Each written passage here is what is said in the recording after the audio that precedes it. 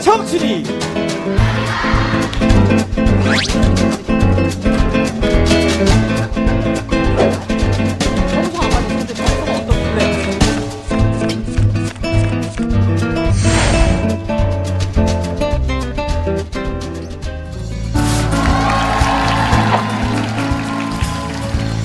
보통 기업에서 회사에서 어떤 사람 선호할 것 같으세요? 신뢰감 있는 사람, 일 잘하는 사람. 선생님 혹시 학교 좋은 데 나온 사람 뽑지 않아요?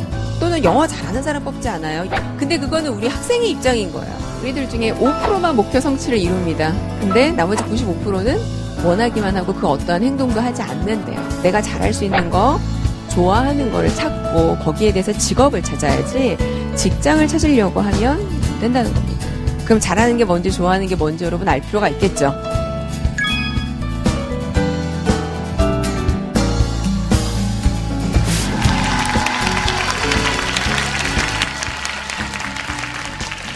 예, 반갑습니다. 저는 오늘 우리 여러분들하고 같이 1시간 동안 직장인의 신이 되는 비결에 대해서 말씀을 드릴 강사고요. 이름은 이민영이라고 합니다. 반갑습니다. 1학년 손 한번 들어볼까요? 1학년이 대부분 2학년. 2학년도 지금 몇 명 학생들이 있고요. 여러분 학교 다니는 거 어때요? 힘들어요? 여러분 학교 다니는 거 힘들죠? 저는 대학교를 들어간 지 엄청 오래됐어요. 대학교로 1학년이었을 때가 92년도예요. 그러니까 지금 여러분 아마 그때 이후에 태어나신 분들도 아마 이 자리에 있을 것 같아요. 저 지금 옛날 기억에 어떤 생각이 드냐면 이런 생각이 들어요. 고3 때 우리 대학을 들어가기 위해서 공부를 많이 했잖아요. 그죠? 고3 때 아침에 일어나는 게 너무 힘이 들어요. 그래서 어릴 때 우리 엄마가 저를 깨웠던 방법이 있어요. 아침에 안 일어나니까. 깨웠던 방법이 뭐냐면 우리 엄마가 얼굴에다가 분무기를 뿌렸어요. 저한테. 분무기를 뿌리면 그러면 되게 짜증스럽게 아침에 이제 일어나게 됩니다. 그러면 그대로 학교를 가고 학교에서 뭐 야자하고 야자 끝나고 독서실 가고 뭐 이랬던 기억이 있어요. 그런데 우리 엄마가 그때 저를 막 깨우면서 하셨던 말씀이 뭐냐면 야, 너 일단 대학만 들어가. 너 일단 대학만 들어가면 네 인생이 피니까 일단 대학만 들어가. 그 얘기를 하면서 우리 엄마가 저를 아침에 깨웠는데 그랬던 게 지금까지 오고 있어요. 그렇게 아침에 일어나기 힘든 게 여러분. 그러니까 저 대학만 들어가면 모든 게 다 해결될 줄 알았더니 대학을 들어가니까 취업하기도 많이 힘들고 우리 때는 지금처럼 취업이 그렇게 힘들었던 시절은 아니었는데 그럼에도 불구하고 저는 여대생이었기 때문에 우리 여자들은 취업하기 많이 힘들었었어요. 그러니까 그 당시에 우리 20년 전 이제 얘기를 하는 거죠. 그래서 취업을 어렵게 했는데 그 취업을 계속 존속하고 지속하는 것도 사실은 어렵더라는 거죠.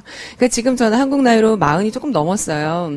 40이 조금 넘었으면 직장 생활을 한지 사회생활을 한지 몇 년 됐냐면 거의 뭐 18년, 19년 이렇게 지금 사회생활을 하고 있습니다. 근데 그렇게 사회생활을 하는 동안 여러분 얼마나 고난이 많았을까요? 특히 우리 여자들은. 그죠? 결혼도 해야 되고, 애도 낳아야 되고, 이제 아이도 키워야 되고, 또 그것뿐만이 아니라, 또 직장 안에서, 견뎌내는 게 그렇게 쉽지만은 않죠. 여러분도 앞으로 직장, 취업만 하면 난 모든 게 다 끝날 것 같아. 라고 생각을 하겠지만, 실제 취업을 딱 하게 되면, 또 다른 고민들이 여러분들에게 아마 다가올 겁니다. 그래서 그런 이야기들을 저는 여러분이랑 같이 한번 해보려고 합니다.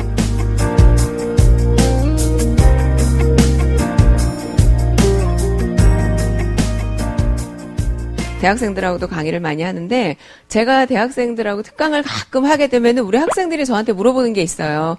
여러분 지금 20살, 21살 그런데 가장 관심 있어 하는 게 뭐예요? 취업이죠. 감사합니다. 예, 대답해 주셔가지고, 여러분. 근데 뭐, 지금처럼 또 공채 시즌이다. 이제 뭐, 앞으로 졸업을 하게 되면 지금 졸업을 앞두고 있는 학생 같은 경우에는 좀 취업도 해야 되고 그러니까. 저기 선배네 회사 이번에 사람 뽑는데 어떤 사람 뽑아? 이런 걸 물어는 볼 수 있어요. 그러면 여러분, 제가 한번 물어볼게요. 보통 기업에서 회사에서 어떤 사람 선호할 것 같으세요? 지금 우리 학생이 뭐라 그랬냐면, 순종적인 사람, 이렇게 얘기했어요. 순종적인 사람, 또, 어떤 사람 좋아할까요? 성실한 사람, 그렇죠. 또? 크게? 바른 사람, 그 다음에 또, 어떤 사람 좋아할까요? 신뢰감 있는 사람, 일 잘하는 사람. 우리 학생들이 얘기해준 사람들을 조직에서는 좋아하죠. 뭐 말 잘 듣는 사람, 또는 성실한 사람, 아니면 일을 잘하는 사람, 이런 이야기를 많이 합니다. 근데 제가요, 저기 멀리 어느 섬에 강의를 한번 간 적이 있어요. 어느 섬에 대기업이 있어요. 그래서 그 대기업을 딱 한번 교육을 갔는데, 그때가 신입사원 교육이었어요. 그 신입사원 애들이 쫙 앉아있는데, 신입사원들은 여러분 어떨까요? 공통점이 있잖아요. 일단 연령대가 비슷하겠죠. 20대일 거고, 그리고 다 정장을 입고 있어요. 자, 우리 정장 엄마가 면접 볼 때 한 벌 딱 사주는 거 그 무슨 색이에요, 대체적으로? 검정색, 맞아요. 애들이 검정색 정장을 쫙 입고 있고, 신입사원이니까 머리도 엄청 단정하게 하고 딱 앉아있는 거예요. 그래서 제가 우리, 교육 담당자한테 물어봤어요. 어머, 이번에 신입사원 뽑을 때 무슨 기준이 있었어요? 제가 보니까 애들이 너무 비슷해 보이는 것 같아요. 애들이 똑같아 보여요. 그때 우리 교육 담당자 하시는 말씀이 이번에 사람을 뽑을 때 기준이 있었대요. 그래서 기준이 뭐였어요? 그랬더니 제가 아까 얘기했죠. 섬에 있는 회사였다고요. 기준이 뭐였냐면 이 섬에서 안 나갈 것 같은 사람을 뽑았다는 거예요, 여러분. 그런 게 기준이에요. 또는 어떤 학생들은 어떻게 얘기하냐면 선생님 혹시 학교 좋은 데 나온 사람 뽑지 않아요? 또는 영어 잘하는 사람 뽑지 않아요? 이런 이야기들을 대체로 많이 한다는 거예요. 근데 그거는 우리 학생의 입장인 거예요. 여러분, 저는 예전에 면접을 엄청나게 많이 봤었는데, 제가 면접 봤을 때 얘기 하나 해드릴게요. 어느 호텔에 면접을 보러 갔었어요. 최종, 딱 면접까지 갔어요. 7명이 최종 면접을 갔고, 그 중에서 저는 한 사람이었는데, 한 사람을 딱 뽑는다는 거예요. 7명 중에서. 근데 우리 면접을 가본 혹시 경험이 있는 학생들이면 다 알겠지만, 면접을 들어가기 전에 밖에 이렇게 우리 7명이 앉아있어요. 우리끼리. 그러면 물어봐요. 서로 비슷한 또래잖아요. 그죠? 저기 학교는 어디 나오셨어요? 그 전에 뭐 하셨어요? 이런 걸 다 물어보는데, 왠지 그 중에서 제가 제일 떨어지는 거예요. 어떤 애는 뭐 외국에서 공부하고 온 학생도 있었고, 또는 그때만 해도 뭐 어디 외국의 호텔 학교 이런 거 잘 몰랐는데, 어떤 학생은 또 외국의 호텔 학교를 졸업을 했고 이런 학생들이 있는 거예요. 그냥 면접을 딱 들어가기 전부터 저는 어떤 생각이 들었냐면, 아유, 이번에 또 안 되겠네. 이 생각을 딱 한 거죠. 그리고 면접을 들어갔는데 제 표정이 어땠을 것 같으세요? 별로 안 좋은 거예요, 당연히. 그럼 7명 애들이 이렇게 쭉 있는데 저는 이미 오늘 안 될 거다. 라는 생각에 우리는 속된 말로 병풍 친다 이런 말이에요. 그냥 나는 들러리로 왔구나. 그러니까 아무도 저한테 질문을 하지 않더라고요. 그래서 떨어졌어요. 좋은 뭐 누군가가 됐겠죠. 근데 그 이후에 면접을 또 보러 갔어요. 어느 회사에. 근데 그때는 독일계 회사였고 사장님이 독일인이에요. 근데 저는 그분의 비서로 제가 어플라이를 했었어요. 근데 비서로 들어갔는데 이제 그때 4명이었어. 4명. 4명이 면접자 대기실에 딱 앉아있고 그중에 이제 딱 1명 비서가 되는 거죠.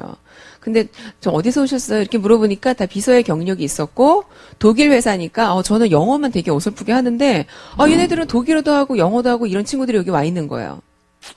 이번에 또 안 되겠네 싶은 생각을 했는데 근데 중요한 건 그때는 면접을 너무 많이 제가 봐봤기 때문에 면접에 대한 경험이 너무 많은 거예요, 제가. 그래도 나는 어쨌든 최선을 한번 다해보겠다. 라는 생각에 그날 면접을 봤어요. 집에 돌아가는 길에 회사에서 전화가 온 거예요.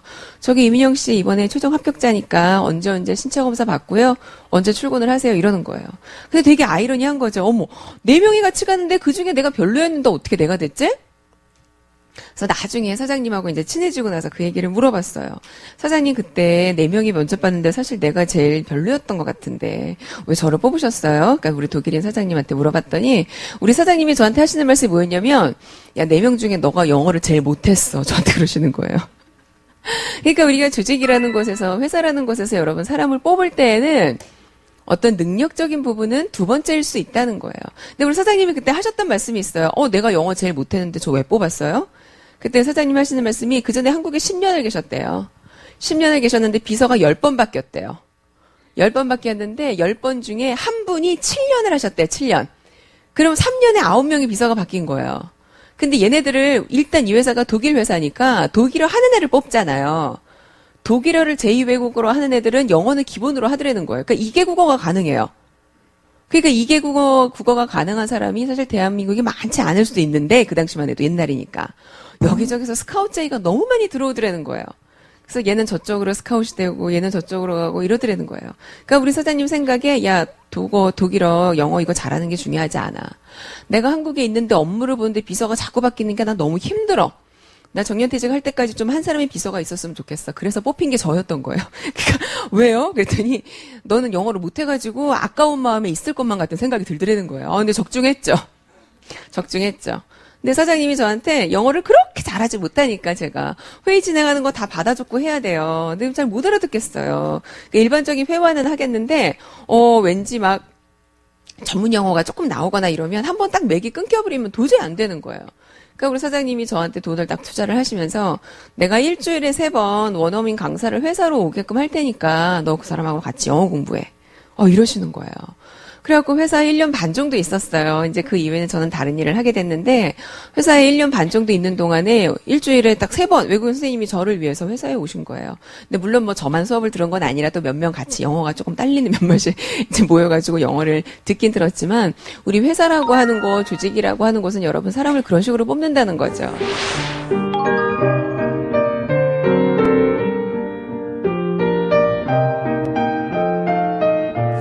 실제 제가 많은 우리 인사 담당자들한테 선배들 회사 이번에 어떤 사람 뽑아 하고 물어봤을 때 우리가 생각하는 일 잘하는 사람이라는 얘기가 잘 안 나와요. 어떤 사람이 나오냐면 이런 얘기가 나옵니다. 야, 그냥 면접을 보러 오는 그 순간 땡기는 애가 있어. 이렇게 얘기한다는 거예요. 면접을 보러 보통 5명 뭐 이렇게 딱 들어와요. 근데 인사 담당자라고 하는 분들은 어때요, 여러분? 워낙 사람을 많이 봐왔기 때문에 우리 얼굴에 어떤 표정만 봐도 저 사람이 어떨 것이다라는 걸 안다는 거예요. 그 에너지가 곁으로 나오는 거죠. 그럼 이거예요. 어머, 저기 3번째 들어온 저 친구가 애가 에너지가 넘쳐. 그러면 그 친구 뽑아주고 싶어요. 그러면 그런 친구한테는 부드러운 질문을 하게 되는 거예요. 근데 5번째 온 저 친구, 왠지 아까 제가 어느 호텔에 면접 봤을 때처럼 기운이 푹 죽어가지고 땅을 쳐다보고 입장을 한다. 그러면 뽑아주고 싶은 생각이 들지 않는 거죠. 떨어뜨리려고 이상한 질문 하는 거예요. 우리는 압박 질문 같은 거 고민을 되게 많이 하는데 그 압박 질문이라고 하는 거는 아무에게나 주어지는 게 아니에요. 내가 그 질문을 받을 만 했겠구나. 내가 뭔가 부정적인 에너지를 저 사람들에게 보여줬겠구나 해서 나한테 그런 질문이 떨어지는 거예요. 그 면접을 면접을 딱 보고 나서 나오잖아요. 그럼 우리 느껴요. 나 오늘 될 것 같아. 나 안 될 것 같아. 이런 느낌 받게 된다는 거예요. 그게 다 내 안에 어떠한 에너지가 있는지에 대한 그 부분을 여러분이 고민을 해야 된다는 겁니다. 그럼 여러분 스스로 한번 생각해 보세요. 여러분은 매력적인 사람, 끌리는 사람인 것 같아요? 어떻게 대답이 없어요. 고개는 끄덕여야죠, 여러분. 고개 끄덕여야죠. 매력적인 사람 맞아요. 그리고 끌리는 사람인 거 맞죠. 그리고 아직 1학년, 2학년 우리 학생이니까 그런 끌리는 힘을 여러분이 만들면 돼요. 근데 그 끌리는 힘이 뭘로 만들어지는지를 잘 모르겠어요, 그거를요. 다양한 게 있겠죠. 얼굴의 표정일 수도 있고, 여러분의 긍정적인 어떠한 성격일 수도 있고, 여러 가지가 있을 거예요. 자, 우리 20살, 21살 여러분들 아직 젊은 청춘들이잖아요. 저도 여러분들 만날 때 기억이 나는데, 저는 학교 다닐 때 후배가 언니 되게 좋은 오빠 있는데 소개팅 하나 시켜줄게 저한테 전화가 왔어요.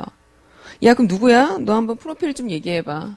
우리 이제 소개팅을 하기 전에 프로필 다 이렇게 읊어야 되잖아요.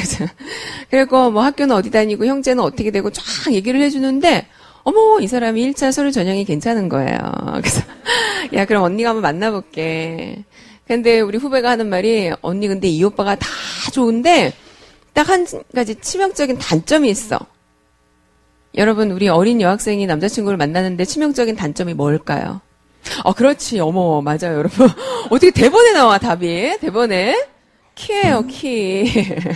키가, 어릴 때니까, 다른 거 안 보고 남학생의 입장에서 뭐라 그랬을까요? 야, 걔 예뻐? 이거 물어봤을 테고. 야, 우리는, 키 얼마나 돼? 그러니까 근데 언니 딱 한 가지 단점이 있는데 이 오빠가 딴 거 다 좋은데 키가 작아. 그러는 거예요. 야, 근데 언니가 알고 한번 나가보자 얼마나 되니? 그때 우리 후배가 봤대요. 언니 있잖아. 아마 170은 될 거야. 이러는 거예요. 근데 여러분 느낌이 이렇게 확 오잖아요. 느낌이 확 이렇게 와요. 근데 또 우리의 로망은 그 당시에 장동건이었기 때문에 그분이 키가 한 180 이렇게 되잖아요. 야, 그래? 키가 너무 작은데? 근데 우리 후배가 너무 좋은 오빠니까 그래도 한번 만나보려는 거예요. 그래서 이제 소개팅 장소에 나가서 이제 만났던 기억이 있어요. 근데 제가 날짜도 정확히 기억을 하는데 너무 눈이 많이 와가지고 버스를 타고 나가는데 막혀요. 압구정동에 무슨 카페에서 만났어요. 그래서 제가 한 30분 늦었던 기억이 있어요. 근데 이제 열심히 얘기를 하고 그래도 소개시켜준 후배가 있으니까. 그래서 이제 그 오빠랑 한참 얘기를 하고 이렇게 지났는데 앉아있으면서 계속 머릿속에 드는 생각이 그거예요. 놈들 클 때 얘는 뭐 했을까? 이 생각이 계속 놈들 클 때 얘는 뭐 했을까? 그 생각이 막 드는 거예요. 근데 너무 이상해요. 사람이 심리라고 하는 게. 자, 그랬던 그 오빠가 저는 지금 같이 살고 있어요. 사람들이 이게 다 거짓말이 아니냐 그러는데 이거 정말 사실이거든요. 소개시켜줄 때 진짜 우리 후배가 그렇게 이야기를 했었고, 근데 사람들이 그래요. 이제 저는 남자친구랑 연애를 하고 이제 결혼을 해서 지금 결혼 생활을 아주 오래 하고 있어요. 아들도 하나 있고요. 근데 사람들이 항상 물어보는 게 그거죠. 그냥 왜 결혼 안 한 후배들은 결혼한 선배한테 우리 여학생이면 다 그런 거 궁금할 거예요. 어떻게 저 사람이랑 결혼하려고 결정을 했어요? 이런 걸 되게 많이 물어봐요. 그래서 저도 한참 고민을 해봤는데, 내가 우리 남편이랑 결혼하기까지 어떻게 내가 결정을 했지? 근데 그거 잘 모르겠더라고요. 어떤 부분이 좋았고 어떤 부분이 싫었고 이런 이성이 이미 없어요. 근데 그게 왠지 모르는 끌리는 힘이라는 거죠.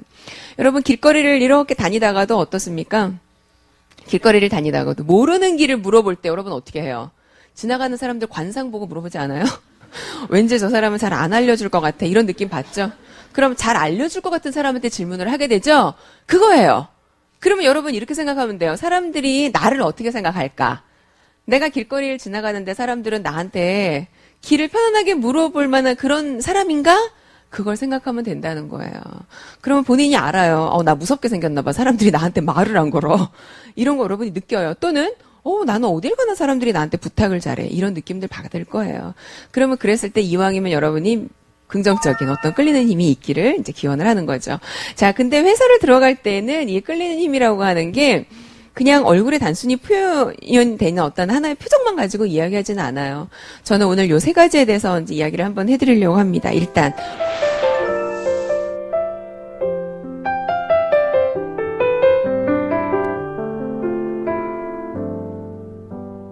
목표가 있어야 돼요. 자, 우리 학생들 목표 다 있어요? 어떻게 아니요라는 말을 이렇게 앞에서 내라고 하는 학생도 있지만 있을 수도 있고 없을 수도 있고 지금이라도 여러분 만들면 되는 거고요. 목표라고 하는 것. 근데 그 목표 의식이라는 게 좀 강하게 있었을 때 왜 오늘 하루를 일어나는데 여러분 오늘은요. 저는 아침부터 일정이 있어서 집에서 4시 반에 일어났어요. 근데 4시 반에 일어나는 거 너무 힘들죠. 예, 오늘만 그런 게 아니라 지금 저희 같이 기업에서 강의하는 사람들은 성수기 비수기가 있어요. 성수기 비수기.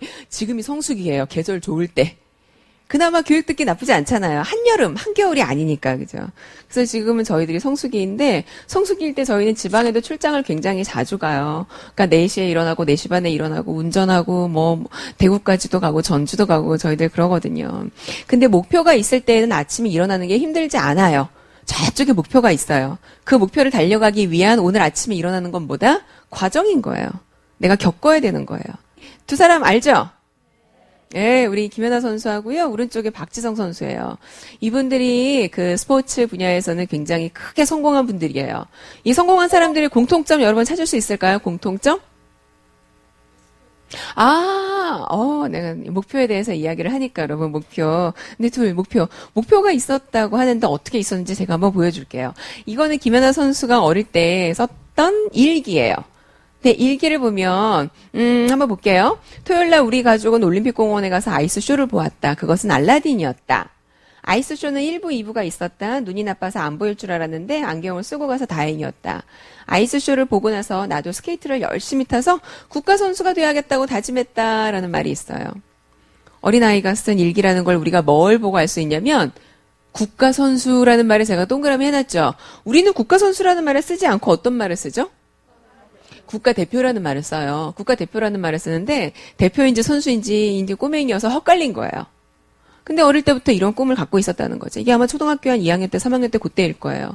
저도 저 아들이 초등학교 2학년짜리 아들이 있어요. 근데 우리 아들을 이렇게 딱 보면은 꿈이 매일 바뀌잖아요. 왜 애들은.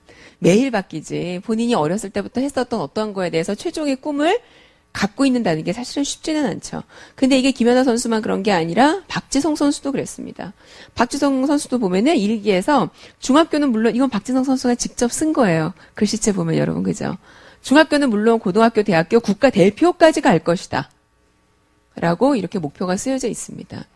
여러분도 인생의 목표를 만들 때 인생의 목표. 자, 여러분은 지금 아직 20대 초반인데 제가 40대 초반이에요.